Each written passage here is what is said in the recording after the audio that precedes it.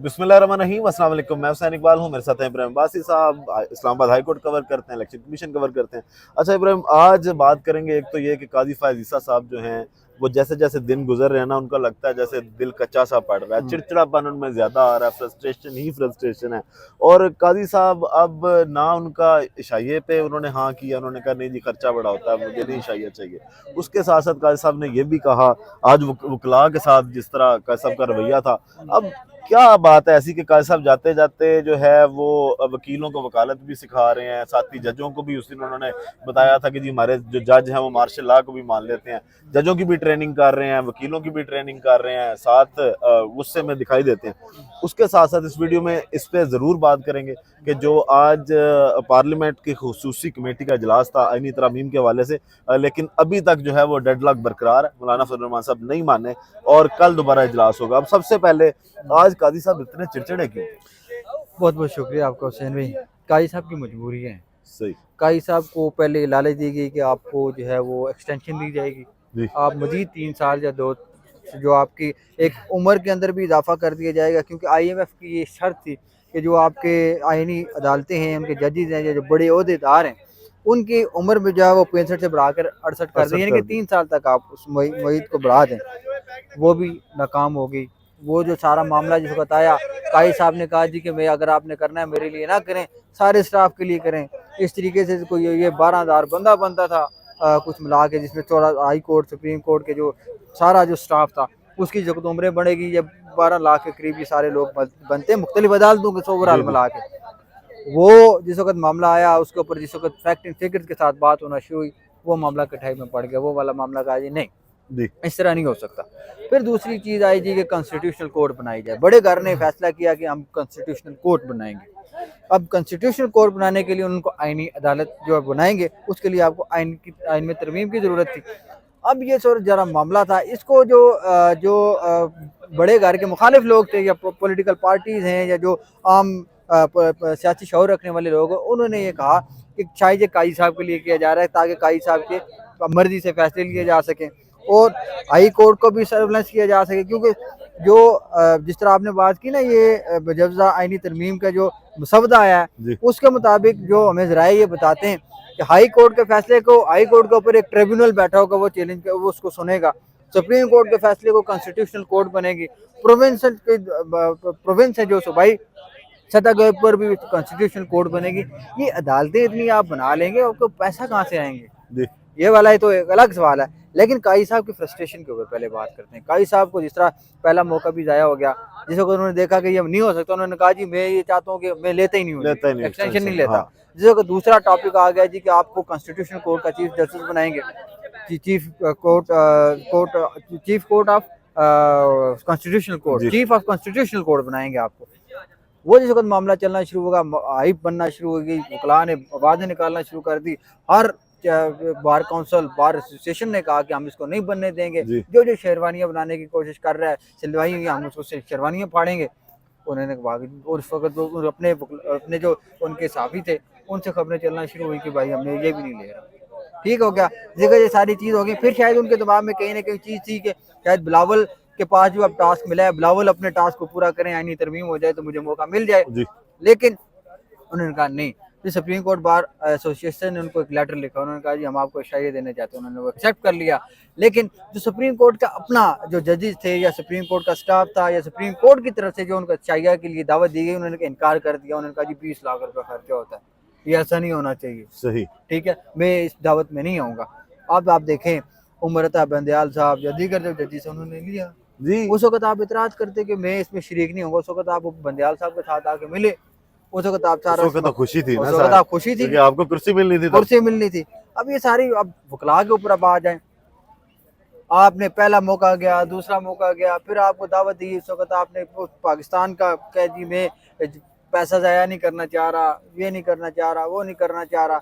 इस वजह से आपने आगे कह दिया जी कि मैं वो बैठूंगा नहीं, यानी कि जी ये रेफरेंस नहीं लूंगा, जी शायद नहीं लोग। दूसरी शाया नहीं लूंगा, या ट्रीट नहीं लूंगा, मैं मंसूर अली शाह साहब की ट्रीट नहीं लूंगा मैं। सही। ठीक हो गया।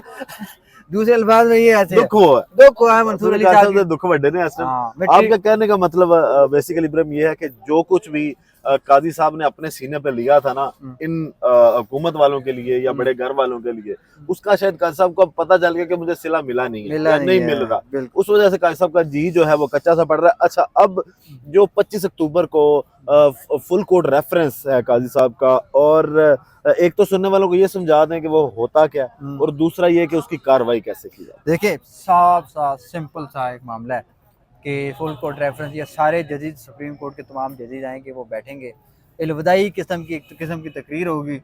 बुनियादी तौर पे ना, अगर इसको दूसरे एंगल से आप देखेंगे, जैसे मंसूर अली शाह साहब की ट्रीट होगी जैसे काजी फ़ाइज़ साहब को, ठीक हो गया।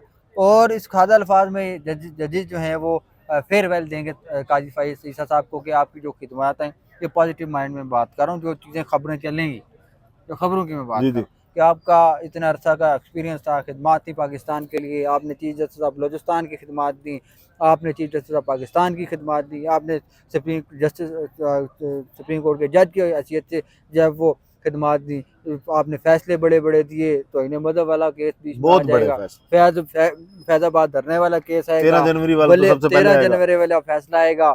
ये बड़े नैब अमेंडमेंट उस ट्वीट के अंदर डोनेट भी होंगे।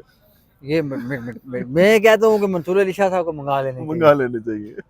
कोई पता नहीं, कोई शरारत के साथ ले भी है जी काई साहब, ये मुंह मीठा करें आप, ठीक है ये। लेकिन वो दूसरे वाली जो उन्होंने इनकार कर दिया, शायद तो ये होगा नहीं, लेकिन जो वकला वाला होगा ना, वहाँ पे कोई वकील शायद शरारत कर दे, क्योंकि वो वकील आपके कंट्रोल में नहीं होते। जिस तरह वो बेइज्जती करते हैं आप, ये चीज़ें मैं अक्सर देखता आ रहा हूँ, हाई कोर्ट के अंदर भी मैं देखता हूँ। चीफ जस्टिस आमिर फारूक साहब जो हैं वो अक्सर गुस्सा करते हैं, किसी के कोई मिसाल के तौर पर कंघी करना शुरू कर देते, उसने कहा ऐसा आप ना करें, आज नहीं करता फिर भी कहते क्यों नहीं करके आए, किसी की फाइल तैयार नहीं हो, उसके ऊपर गुस्सा करते। उस दिन एक यंग लॉयर हैं खातून, उन्होंने एक जो दरख्वास्त दायर की, तो उसके ऊपर उन्होंने कहा कि आपने इसको क्लाइंट को क्या कहा, उन्होंने कहा जी ये क्लाइंट जो है वो, उसको मैंने बताया कि ये पिटीशन में नहीं जा सकती, ये पिटीशन नहीं है, ये आप क्रिमिनल ओरिजिनल या दूसरा कोई केस की जो टर्मिनोलॉजी होती है उस तरीके वो वाली दरख्वास्त आप दायर करें। उन्होंने कहा फिर आप इसको आर्ग्यू क्यों कर रही हैं, आपको पता है कि दरख्वास्त गलत। उन्होंने कहा जी मुझे सीनियर ने बोला है। उन्होंने कहा आपको सीनियर ने बोला, आप इस बुनियाद के ऊपर जो इसको आर्ग्यू कर रही हैं, बल्कि आपने अपने क्लाइंट को ये कहा हुआ है कि ये दरख्वास्त का दायर करने का तरीका दुरुस्त नहीं है, फिर आप इसको आर्ग्यू क्यों कर रही हैं। उन्होंने कहा जी मुझे सीनियर ने कहा।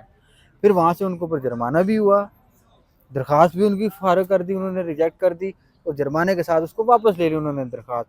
फिर एक यंग लॉयर आए, उनकी तरफ से कहा गया, एक ही दरख्वास्त उन्होंने 2 बार दायर कर दी, एक ही ग्राउंड, एक ही उसके अंदर इस्तदा। वहाँ पे चीफ साहब ने कहा कि आपने ये दरख्वास्तें 2 बार दायर की। उन्होंने कहा नहीं, ऐसा हो ही नहीं सकता, ये पहली की रेट के अंदर ये ग्राउंड थे, दूसरी रेट के अंदर ये ग्राउंड है। उन्होंने कहा आप सोच समझ कर जवाब दें, ये दुरुस्त नहीं है, गलत कर रहे हैं आप। नहीं माने वो। फिर फारूक एच नाइक साहब ने जाके, चीफ साहब ने कहा मैं आपका मामला इस्लामाबाद बार काउंसिल के रेफर करूंगा, आपका लाइसेंस कैंसिल करवाएंगे, आपके कैरियर का मामला आप एहतियात करें। फारूक एच नाइक साहब के, उन्होंने जाके बोला उनको यंग लॉयर को कि विड्रॉ कर लें। एक दफ़ा के जवान नहीं माना, जवान था, जवान खून था, उन्होंने कहा नहीं मैं बहस करूंगा। दोबारा जिस वक्त फारूक साहब गए, उन्होंने कहा भाईजान हमें तेरी उम्र जितना मेरा तो तजुर्बा है, आप ले लें। फिर जाकर उन्होंने जो है दरख्वास्त वापसी, मामला ठंडे हुए। जहांगीरी साहब ने भी इस तरह के मामला किए। चीफ जस्टिस साहब जो कर रहे हैं ना, ये मामला उन्होंने पहले करना चाहिए था। अभी अपने आप के जजेस को भी, जिस तरह आपने बात की, वो कह रहे हैं कि फैसले ऐसे लिखते हैं, ऐसे लिखते हैं। अब 8 जजेस बैठ के ये डिसाइड कर रहे हैं कि जो आपका एक फैसला था उसने तो आपकी सारे करियर की मंजी ठोकी है। सारे पता नहीं, मैंने सुनने में आ रहा है मुबैना तौर पर जिंदगी में पूरे इन्होंने कोई 11 फैसले लिखे हैं सारे। सही। तो 11 फैसले लिख के चीफ जस्टिस साहब जा रहे हैं। अब सुना है 29 तारीख को स्पेन जा रहे हैं, स्पेन जाएगी। मैं चाहता हूँ कि मैं स्पेन जाऊँ, ताकि हम दोनों, मैं और काई साहब एक ही मुल्क की शायरी बने। ठीक हो गया। अच्छा इब्राहिम, आज कासम ने जैसे बोला ना वकला को कि हमारे दौर में तो ये जुर्रत नहीं थी, और वो दूसरा उन्होंने डोलची करार दे दिया साफियों को डोलची करार दे दिया। और दूसरा आज उन्होंने कहा कि हमारे दौर में जुर्रत नहीं थी वकला को कि जब जज बोल रहा तो वो बीच में बोले। तो तब जज भी तो ऐसे नहीं थे होते। देखें ये जिनके फैसलों से नजर आए कि यार वो बायस, कुछ उनके रिमार्क्स भी बायस्ड होते हैं, फिर डांटते भी वो सिर्फ एक मखसूस पार्टी के वकीलों को हैं। और दूसरी बात, आज उन्होंने कहा कि जनाब आप प्रेशराइज करने के लिए लोग आ जाते हैं, फिर जलाओ गिराओ की बातें की जाती हैं। अब हम प्रेशर नहीं लेंगे। लेकिन भाईजान। एक केस था, अब आपने उसका जिक्र भी किया, मुबारक सानी केस, हाँ हाँ उसका कल तफसीली फैसला भी आया। उस दिन जब वो एहतजाज था और वो सारे जो मजहबी रहनुमा भी थे और कारकुन भी थे सुप्रीम कोर्ट के अंदर मौजूद थे, उस दिन तो काजी साहब का सांस नहीं निकल रहा था। देखिए काई साहब तब क्यों दबाव में आ गए काई थे? देखिए दबाव में आते हैं, पहले ये कहते हैं कि सोशल मीडिया से हमें फर्क नहीं पड़ता, जी मीडिया से हमें फर्क नहीं पड़ता, जो मर्जी चलता रहे।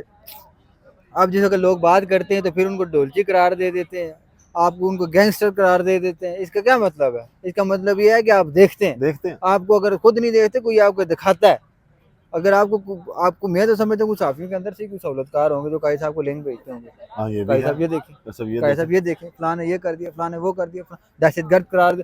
आप अजीब अजीब उनको देख रहे हैं। आपका काम फैसले लिखना, फैसले करें, आपका क्या वही तलक ना, बंदे आजकल का सब हर बंदे को लपेटी जा रहे हैं। काई साहब बस ये क्या उनको फ्रस्ट्रेशन है, वो नहीं होता बंदे का और एक वक्त ऐसा आता है बंदा कहता है कांच, वो बंदा उठा के अपने सर फोड़े या फिर कांच की बोतलें उठा के बार बार तोड़े, बंदे की फ्रस्ट्रेशन जो है वो कम हो।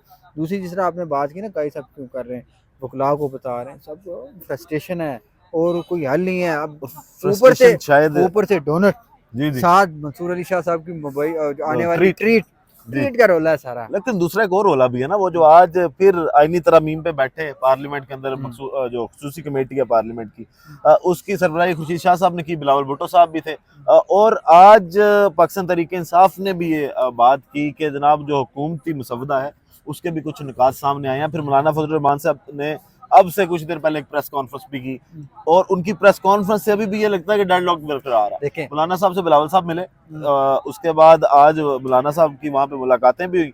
मौलाना साहब ने अभी भी ये कहा कि हम जो है वो इस पे इत्तेफाक कर सकते हैं, लेकिन अगर लचक दिखाई जाए तो। और दूसरा मौलाना साहब ने जो बात की, उन्होंने ये कहा कि 25 तक लगता नहीं है, मामला थोड़ा लंबा है, क्योंकि आज से तो आगाज होगा जब मसवदा हमें मिला, निकात हम देखेंगे, उसके अंदर क्या तरामीम की जा सकती हैं क्या नहीं की जा सकती, उस पर गौर होगा, और उसके बाद और फिर किसी एक शख्स के लिए तो इस तरह का कुछ नहीं होने जा रहा। देखें मौलाना साहब का जो मुबैना तौर पर जो अजराई कहते हैं वो ये है कि अदालत ना बनाए, जी कॉन्स्टिट्यूशनल बेंच बन जाए। ये जी। मैं अपनी जाती राय भी मेरी मतलब यही अदालत है। यही रहे, सुप्रीम कोर्ट के कुछ जज पांच मखसूस कर पांच दिए या जाए। 7 जजेस जो हैं वो ठीक। बैठ जाएं। कल नजम सेठी साहब का एक अजीब किस्म का मंतक है, साइंसदान है वो कहते हैं कि एक साइंसदान बन गया, साइंस वो वाले नजम सेठी साहब वो वाले साइंसदान है जो साइंसदान बनने के बाद सब कुछ अल्लाह पे छोड़ देते हैं, खुद कुछ नहीं करना। सर वो उसकी वजह मैं बताऊं आपको, अगर आप इजाजत दें बताएं। तो।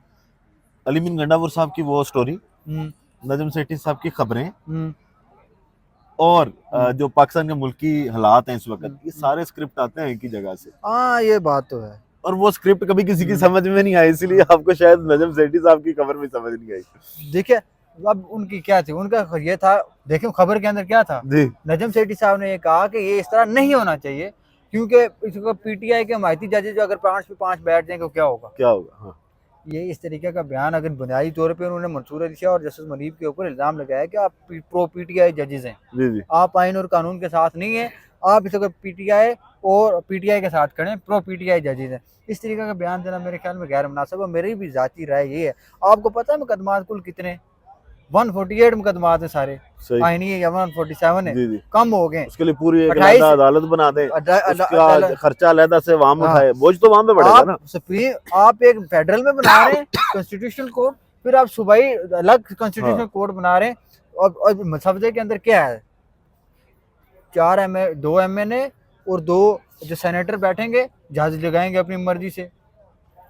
अब मुझे तो लगता है जिस तरह पाकिस्तान वो तहरीक इंसाफ के सीनियर रहनुमा से आज हमारी बात हो रही थी, उन्होंने कहा ये तो हमारे लिए आसान है, ये हमारे लिए आसान है, हम कहेंगे 2 साढ़े ला दो, 2 साढ़े ला दो, खत्म। उन्होंने किस बंदे ने ये बात भी बताई कि जरदारी साहब तो खुल के तैयार हैं, बस ठीक है यही काम करो, 3 मेरे होंगे 3 तेरे होंगे, जाओ। सही। वो तो कहते हैं, वो जरदारी साहब पहले बार्गेन के लिए तैयार हैं कि भाई 2 तेरे 2 मेरा, वो मूवी देखी ना 2 तेरा 2 मेरा, वही वाला सिस्टम चलेगा। सही। और ये पाकिस्तान के लिए पीटीआई इस वजह से नहीं होने दे रही, पाकिस्तान के लिए गलत क्यों है। इस वक्त किसी हद तक आपका जो प्रोसीजर है ना जजेस की तैनाती का, वो किसी हद तक फेयर है। जी अब हाई कोर्ट के अंदर कोई फैसला आता है, उसको आप चैलेंज करेंगे दूसरे ट्रिब्यूनल में, नजरसानी में आप दोबारा किधर जाएंगे, आप उस सही बात। फैसले को किधर लेके जाएंगे नजरसानी के लिए, सुप्रीम कोर्ट जाएंगे, सुप्रीम कोर्ट से लंबा हो जाता है। एक बंदे को मिसाल के तौर पर कत्ल की सजाए मौत होती है, जी। वो हाई कोर्ट आता है, हाई कोर्ट से दोबारा वो जाता है आपके जो ट्रिब्यूनल बनेगा, ट्रिब्यूनल के बाद वो जाएगा सुप्रीम कोर्ट के बाद जाएगा वो कॉन्स्टिट्यूशनल कोर्ट। 4 जगह पे उसको जाना पड़ेगा। इस दौरान उसकी जिंदगी मौत जो है वो शायद वो मारी जाए। और ये तो पहले भी हो रहा है अदालतों में, इस टाइम के सिस्टम के मुताबिक भी हो रहा है। देखें इंडिया के अंदर इस वक्त तकरीबन 11 लाख से कितने जजेस हैं वहाँ पे, लाखों में जजेस हैं वहाँ पे। ठीक हो गया। एक महाराष्ट्र जो उनका सूबा है या उस लाखों में मुकदमात है वहाँ, अहमदाबाद गालबन या किस तरह वो हाई कोर्ट है, उसमें 10 लाख से ज़्यादा केसेस पेंडिंग है। 62 लाख केसेस वहाँ पे इंडिया के अंदर पेंडिंग पड़े हुए हैं सारे। पाकिस्तान के अंदर पता नहीं 5 लाख हैं कितने। ठीक हो गया। इंडिया ने ये डिसाइड, लोकसभा या उनकी जो पार्लियामेंट है उसके अंदर ये सवाल उठा, उन्होंने कहा कि हमने सिस्टम को बेहतर करना, जजेस की तादाद ना बढ़ाएं आप। पाकिस्तान के अंदर 18 या 17 सुप्रीम कोर्ट के जजेस हैं, 98 हाई कोर्ट के जजेस हैं। आपकी ये तादाद पूरी होगी। देखें आपका कोई डिस्ट्रिक्ट कोर्ट का या सेशन कोर्ट का कोई फैसला आता है वो हाई कोर्ट के अंदर पड़ा होता है। हाई कोर्ट के अंदर आप जजेस की तादाद पूरी होगी, हाई कोर्ट उसको उतनी जल्दी बारी आएगी, उसको डिसाइड कर देगी, फैसला हो जाएगा। मोस्टली हाई कोर्ट के जो फैसले होते हैं वो रिटेन रहते हैं सुप्रीम कोर्ट के अंदर। और ये जो कत्ल वाले मुकदमात हो गए, चोरी डकैती वाले जो छोटे छोटे मुकदमात होते हैं, जो मुकदमात ज्यादा हैं, क्रिमिनल जो फौजदारी मुकदमात हैं, इनके अंदर बड़ी सोच समझ के जज फैसले करता है। इस वजह से ये जो आईनी तरमीम है, पाकिस्तान तहरीक इंसाफ ने अभी तक जो मुजवजा आईनी तरमीम, उन्होंने कहा हम इस वजह से तैयार ही नहीं कर पा रहे कि क्योंकि हम हक में ही नहीं है कि तरमीम हो। सही। तो जो मौलाना साहब चाह रहे हैं कि वो यही है कि बेंच बने, कॉन्स्टिट्यूशन कोर्ट को छोड़ें, जो आर्टिकल 8 वाली जो कर रहे हैं वो तरमीम ना हो, हाई कोर्ट के सरलेंस ना की जाए। ये बहुत सारी ऐसी मौलाना साहब काजी साहब पे भी नहीं मान रहे ना, वो किसी पे भी नहीं मान रहे। और आप कॉन्स्टिट्यूशन कोर्ट के ऊपर एक एमएनए उठा के अपनी किसी का मिसाल को, तो आप मेरे दोस्त हैं, मैं कहता हूँ यार टेंशन नहीं लेनी तेरे में, आईनी अदालत जज ला देना। सही। नुकसान मुल्क का ही होना है। अब देखते हैं क्या होता है इसके अंदर। चलें, अब काजी साहब को शायद अब इस बात पे थोड़ा सा वो सोचते हो कि मैं इस कुर्सी के साथ इंसाफ करता, मैं किसी का अलाकार ना बनता। इस वजह से भी शायद काजी साहब जो है वो अभी बड़ी टेंशन में है। और आईनी तरमीम के मामले पे अभी तक तो जो है वो डेडलॉक बरकरार है। इब्राहिम, अब कल देखते हैं कि कल की जो इजलास होगा उसमें क्या डेवलपमेंट होती है। वीडियो का इख्तिताम करते हैं इसी दुआ के साथ कि अल्लाह ताला पाकिस्तान पर अपनी रहमत नाज़िल करे। पाकिस्तान जिंदाबाद।